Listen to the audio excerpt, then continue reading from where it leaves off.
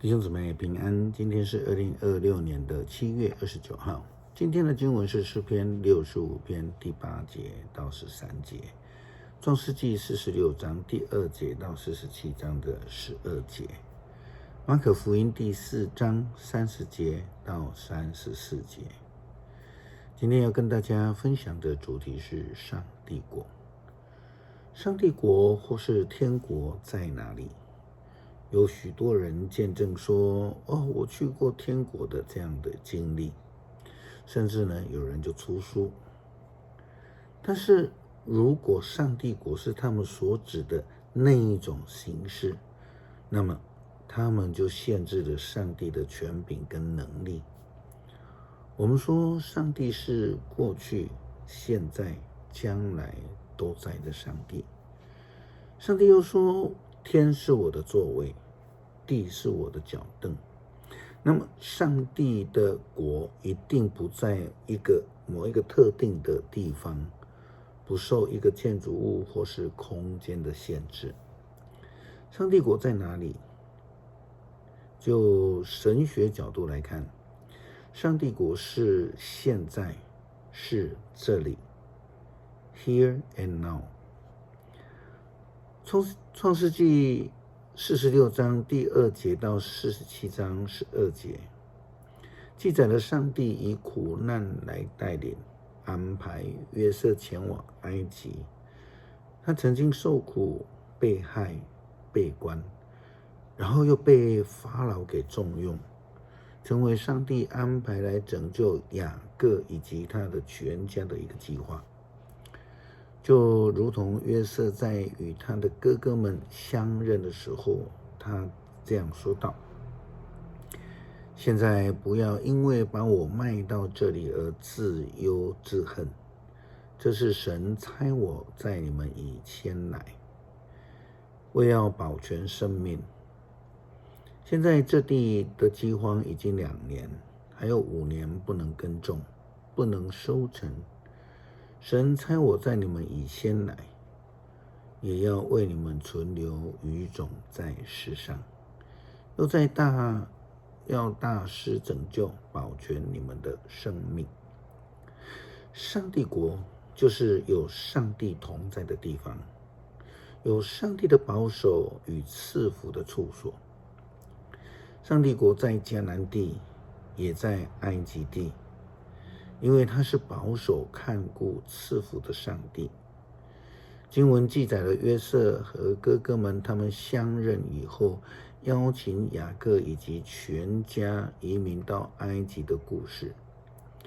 他们的迁徙不但是上帝的计划，也得到了当时候法老王的恩典以及允许。今天创世纪的经文比较长，就请兄姐自行研读。在新约马可福音的当中，我们看到耶稣问道说，我用什么比喻上帝国呢？其实这是很难解释的。实际上上帝国是一个应许，是一个实际的状况，也是一个概念，更是一种觉知。就如同约瑟一样，他觉知看重上帝的安排、带领以及保守。因为这样子，他甚至把私人的恩怨都抛在上帝恩典之后，然后他就在上帝国里面了。马可福音第4章30节到34节，耶稣的话说，耶稣问我们说，上帝的国像什么呢？我要用什么比喻来说明它？上帝的国好像一粒芥菜种子，是世上最小的种子。有人把它种在地里，过些时候它长大起来，比各种蔬菜都大。它长出大枝，飞鸟也在它的荫下搭窝。耶稣用许多的类似的比喻向群众来讲道，照他们能够明白的教导他们。他总是用比喻对他们讲论，但是他单独跟门徒在一起的时候，就向门徒解释一切。约瑟就是那一颗小小的芥菜种，后来它就成了大树，让全埃及邻近的国家以及约瑟全家能够在他这一棵树上休息。这就是上帝国的呼召。诗篇65篇第8节到13节，全世界为了你所成就的大事肃然起敬，从日出到日落之地，人都因你的作为而欢呼。